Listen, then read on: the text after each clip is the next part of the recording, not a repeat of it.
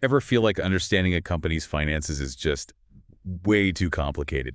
Like you need a secret decoder ring. Yeah, it can definitely feel that way. Well, today we're aiming to give you that decoder, a quicker way to grasp the essentials. We're diving deep into the latest results from Authum Investment and Infrastructure Ltd, specifically their Q4 and full year numbers for fiscal year 25. Right. And our info comes straight from the source, their official filings with the BSE, CSE, and NSE in India. Exactly. We're looking at what came out of their board meeting on May 12th, 2025. So that includes the audited financials, both standalone and consolidated, for the quarter and year ending March 31st, 2025. And crucially, those auditors' reports too. Absolutely. And our goal here really is just to pull out the key highlights. We want to give you a clear picture of how Authum is performing financially and maybe what's on the horizon without getting totally bogged down in jargon. Okay, let's jump right in then. What were the sort of headline numbers for Q4? So for that last quarter, Q4 FY25, Authum reported a total income of about 1,453.56 crores just for the main company that's standalone. Okay.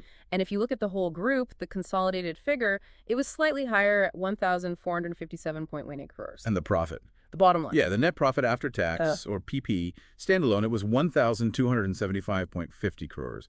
Consolidated, it was even higher, 1,762.59 crores for the quarter. Pretty strong numbers there. How does that Q4 revenue stack up against the same time last year, Q4 FY24? Good question. If we look at just revenue from operations, their core business, the standalone figure for Q4 FY25 was 1,442.07 crores. Okay. Compare that to 617.6 crores in Q4 the previous year. So, I mean, that's more than double. A really significant jump. Wow. And consolidated revenue from operations also grew, though maybe not quite as dramatically. It went from 1,338.56 crores up to 1,451.81 crores. Still healthy growth. And confirming that net profit again for Q4, the PAT. Right. The standalone PPT for Q4 FY25 was that UVI's 12,275.50 crores figure. Which is way up from Q4 last year, right? Exactly. It was 545.18 crores in Q4 FY24. So a huge leap. And the consolidated net profit also saw good growth, increasing from 1,537.11 crores last year to 1,762.59 crores this Q4. So yeah, big gains on both revenue and profit compared to last year's final quarter. Now, they don't spell out EBITDA directly in the report, do they? Earnings before interest, taxes, depreciation, and amortization. No, they don't give that specific number. But can we get a sense of how their core operations are doing? EBITDA helps strip out financing and accounting decisions, giving a clearer view of operational profitability. You can make some inferences, yeah. Look at their profit before tax and their finance costs. Standalone profit before tax in Q4 was a very strong 1,766.47 crores. Okay. And their finance costs, basically the cost of their debt, were relatively low at 16.71 crores for the quarter. And consolidated. Consolidated profit before tax was 1,248.35 crores, with finance costs around 18.0 crores. So those really healthy pre-tax profit numbers definitely suggest their core operations were performing well in Q4. What about profit margins? Are they making more profit for each rupee of revenue they bring in? Any big changes there? Yes, absolutely. If you calculate the standalone net profit margin for Q4 FY25, that's the 12,275.55 crores profit on 1,453.56 crores total income. It's significantly higher than the margin in Q4 FY24. Right. Back then, it was 545.18 crores profit on about 618.56 crores income. So a big improvement in margin. And same for consolidated. Same trend holds true for the consolidated figures as well. It suggests, either better efficiency or maybe the mix of their income sources shifted towards more profitable ones this quarter. And earnings per share, EPS. How much profit per share of stock? What did Q4 look like? Well, the report mainly gives us the full year EPS figures, not the quarterly breakdown explicitly. What were those? For the full year ending March 31st, 2025, the basic and diluted EPS from continuing operations standalone was 88.22. And how does that compare? That's actually down quite a bit from 171.89 the previous year, FY24. Interesting. Consolidated. Consolidated full year EPS was 449.72. That's only slightly down from 252.28 in FY24. So a bit of a mixed picture on the full year EPS front, but it gives you a sense of overall profitability per share. Let's zoom out then. Comparing the entire fiscal year FY25 to the previous one, FY24, what's the story for revenue and profit overall? Looking at the big picture, yeah, standalone, there was really substantial growth year over year. Total income went from roughly 2,430 crores in FY24 up to nearly 4,600 crores in FY25. Huge jump. And net profit also leaped from about 2,920 crores to 4,374 crores, so very strong on the standalone side. And the consolidated view, including subsidiaries. That's a bit different. Consolidated total income saw a smaller increase from 4,284 crores to 4,241 crores in FY25. Huh. So strong growth just for the parent company, but more stability, even a slight dip in profit for the group as a whole. Exactly. It's an important distinction. What about quarter on quarter? How did this last quarter, Q4, compare to the one just before it, Q3 FY25? Sequentially, from Q3 to Q4, there was a definite upward trend, a significant one. Standalone total income jumped from about 903 crores in Q3 to that 1,453 crores in Q4. And net profit rose from around 545 crores to 1,275 crores. In consolidated. Similar story. Consolidated total income went from roughly 620 crores in Q3 to 1,457 crores in Q4. And the consolidated net profit saw a really substantial increase from about 539 crores up to that 1,762 crores number. So Q4 seems like it was a particularly strong finish to the year. It certainly appears that way based on the sequential numbers, yes. Were there any big one-off items, like exceptional gains or losses that might be skewing these results? Well, the reports don't explicitly label anything as exceptional items. However, and this is really crucial, you have to look at the other income line, especially on the standalone side. There's a very significant income amount related to a debt conversion involving a company called NITCO Ltd. We'll get into the details, but it provided a massive boost. So while not technically called exceptional, it's definitely not part of their regular operating income, right? Exactly. It's a major factor driving those strong profit numbers, especially for the standalone results. Something to keep firmly in mind when analyzing the performance. Right. Let's dig into that revenue and income side more then. What were the final revenue totals for Q4 and the full year? Okay, so revenue from operations, their core business. Q4 FY25 standalone was 1,442.07 crores. And full year? Full year FY25 standalone revenue from operations was 4,565.86 crores. Consolidated? Consolidated revenue from operations for Q4 was 1,451.81 crores, and for the full year FY25, it was 4,578.34 crores. Any clues in the documents about what specifically drove this revenue? Which parts of their business were firing? They operate across, investment, lending, and also some rental business. But that huge boost, especially in the standalone figures, it seems very closely tied to their investment activities. Okay. We'll see that more clearly when we look at the segment breakdown later. You flagged that other income, specifically the NITCO debt conversion. Can you unpack that a bit more? It sounds important. It is really important to understanding these results. According to their stock exchange filing and Note 5 in the financial statements, both standalone and consolidated. Okay. Authum basically received 112.5 million shares in NITCO Ltd. This was because NITCO owed them money, and instead of paying cash, they settled the debt by giving Authum equity shares. A debt for equity swap. Precisely. And this transaction resulted in Authum recognizing a huge other income of 1,037.81 crores. Wow, over 1,000 crores just from that. Yes, and that income hit the books in this financial year, impacting both the Q4 and full year results. It's a massive injection of non-operating income. So a huge chunk of their reported profit this year wasn't from their day-to-day lending or rentals, but from this specific investment transaction. That's the key takeaway. Absolutely. So looking at their business segments, investment, lending, rental, which one actually contributed most to revenue growth? Setting aside that other income for a moment. If we look at the segment revenue breakdown, lending activity actually generated the most revenue in Q4 FY25, about 1,807 crores. And also for the full year at around 2,327 crores. Okay, so lending is the biggest revenue generator day to day. It seems so. Now, investment activity also shows very significant revenue for the full year, about 2,271 crores. But interestingly, it reported negative revenue in Q4 itself. Negative revenue. How does that work? It usually relates to mark-to-market losses on investments or similar adjustments within the investment portfolio for that specific period. Got it. And the rental business? Much smaller. Just under 4 crores in Q4 and about 13 crores for the full year. Okay, let's switch gears to costs. What was happening with their operating expenses in Q4? Things like salaries, fees, admin costs. Looking at the results, yeah, operating expenses, which lump together fees, commissions, employee costs, potential losses on financial instruments, and other general expenses, they seem to have generally increased in Q4 FY25 compared to Q4 FY24. Which maybe isn't surprising given the higher activity levels and those big investments. Probably not surprising, no. More activity often means higher costs. Plus, integrating or managing those new large investments could add expenses. What about finance costs? Interest payments on debt, things like that. Did those jump up? Actually, no. Quite the opposite, which is interesting.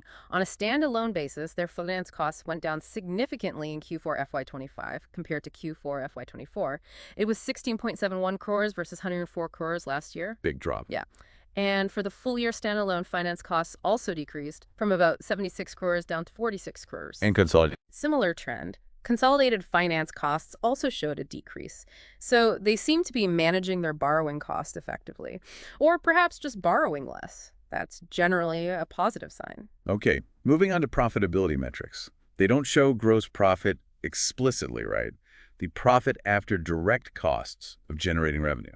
No, that level of detail isn't broken out in these summary results. But given the massive jump in net profit, can we infer anything about gross profitability? It's reasonable to assume it likely improved. I mean, if your net profit after all expenses has gone up so much, it suggests either the top line grew much faster than direct costs, or they became more efficient at managing those direct costs, or both. And the EBITDA margin, that measure of operational efficiency. Again, without the direct cost breakdown, we can't calculate a precise EBITDA margin. But, given the strong profit before tax and the relatively low and decreasing finance costs, it's likely their underlying operational profitability, their EBITDA margin, remained pretty healthy. We touched on net profit margin earlier, profit as a percentage of total income.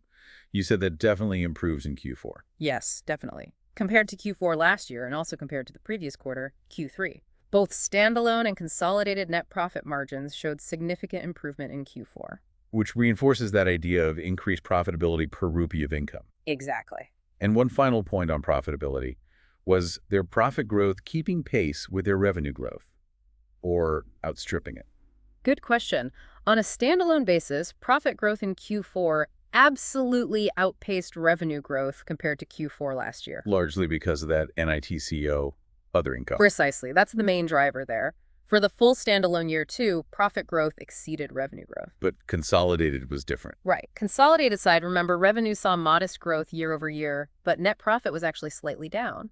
So for the group as a whole, profit growth did not keep pace with revenue growth in FY25 compared to FY24. A bit of a mixed picture there. Okay, let's shift to the balance sheet, the snapshot of assets and liabilities. Any noticeable changes in their debt levels? Yes.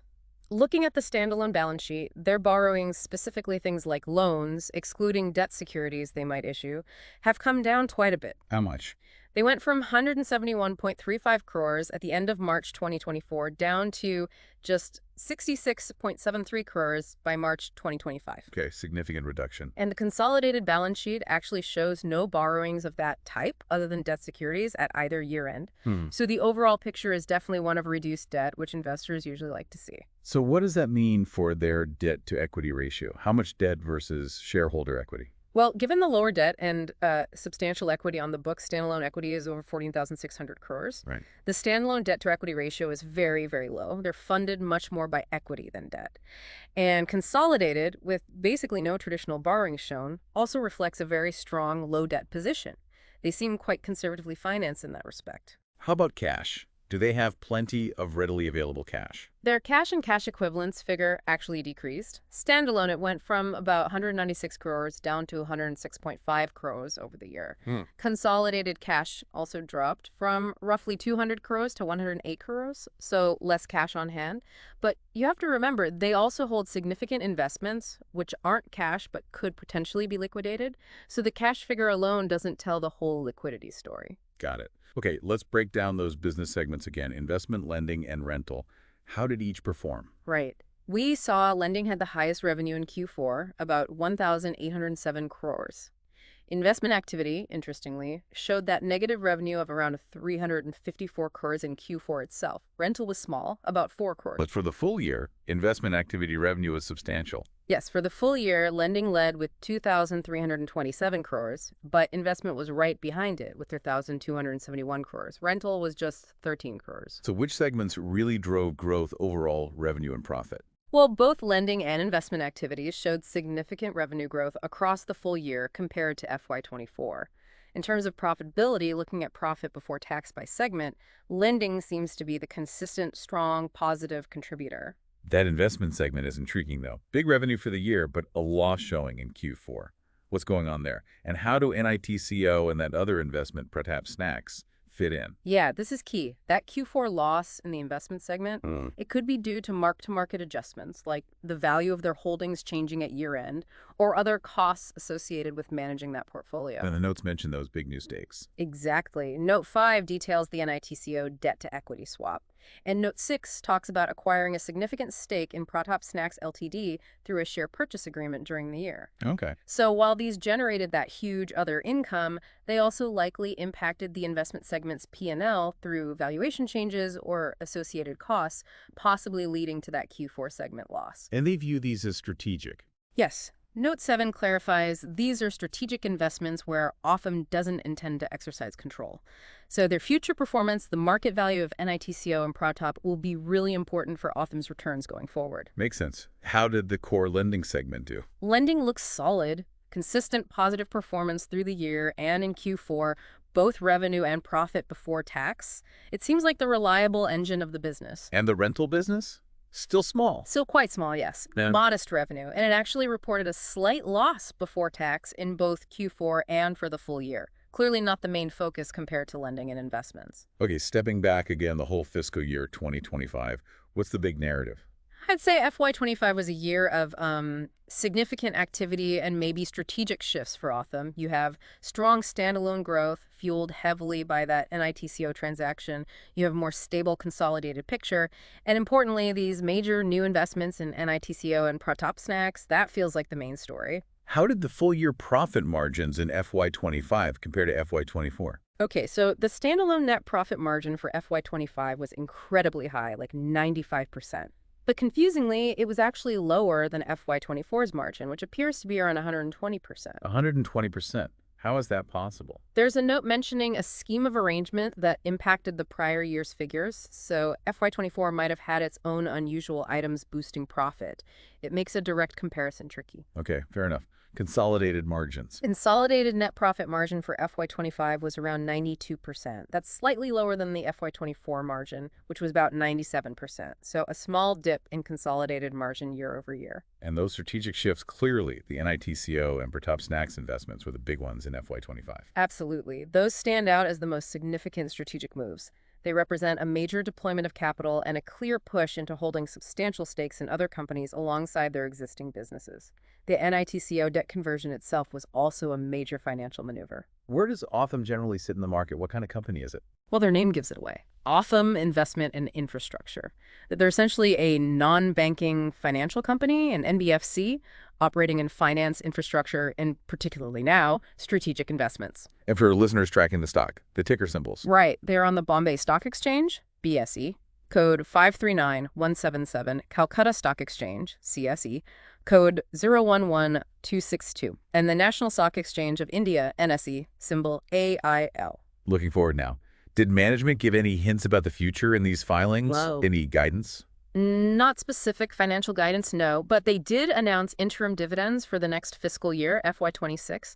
What are they planning? They declared a 7% dividend on preference shares and, quite notably, a 50% dividend on equity shares. So €5 per equity share. That's quite substantial. Any dates? Yes, the record date to be eligible is May 16th, 2025, very soon after the announcement.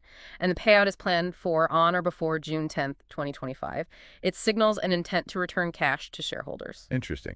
Anything else about the dividends? Yes, and this is really noteworthy. The promoter shareholders, the main owners, who hold about 74.95% of the equity, they have decided to waive their right to receive this interim dividend on their equity shares. They're giving it up. Why would they do that? The filing doesn't state why. It's an unusual move. It could signal confidence. Maybe they prefer the cash stays in the company for growth, or perhaps other reasons. But it's a significant development that the market will definitely be analyzing. Definitely stands out. So no financial guidance for FY26. And did they flag any specific risks? No, these documents are backward-looking financial reports and board meeting outcomes. They don't include forward-looking guidance or a management discussion of key risks for FY26. So from an investor's perspective, pulling all this together, what are the key things to watch? I'd say number one is the performance of those big new investments, NITCO and Pratap Snacks. How do those companies do, and how does Authum manage those stakes? That will be critical. Right. Number two is definitely the implication of that promoter dividend waiver. What does it really signal about their strategy or financial position? Okay. And third, just keep tracking the performance of the different segments, lending versus investment activity, to see where the growth and profits are really coming from going forward. What about the auditors? What was their final verdict on these numbers? The joint statutory auditors issued what's called an unmodified opinion. Which is good, right? Means they think the accounts are fair. Generally, yes. It means they believe the financial statements give a true and fair view prepared according to the accounting standards. It's a clean bill of health, essentially, for the reporting itself. I think you mentioned something else earlier, an emphasis of matter. Ah, yes. Good catch. In the consolidated audit report, there is an emphasis of matter paragraph. What does that mean? Is it bad? It doesn't change the unmodified opinion, so it's not qualifying the audit result, but it highlights something the auditors think is important for users to understand. And what was the issue? It relates to a specific subsidiary called Open Elite Developers Ltd. It used to be Reliance Commercial Finance. Good. The auditors point out that the subsidiary has run up significant net losses, and its accumulated losses are actually greater than its net worth. This raises, quote, material uncertainty about its ability to continue as a going concern, basically, to stay in business. That sounds serious. It is a serious point. However, the auditors also note that the subsidiary's financials were still prepared on a going concern basis. Why? Because of financial support promised by the parent company, Authum, and the assessed value of the subsidiary's own assets. So Authum is backing it. That's the implication.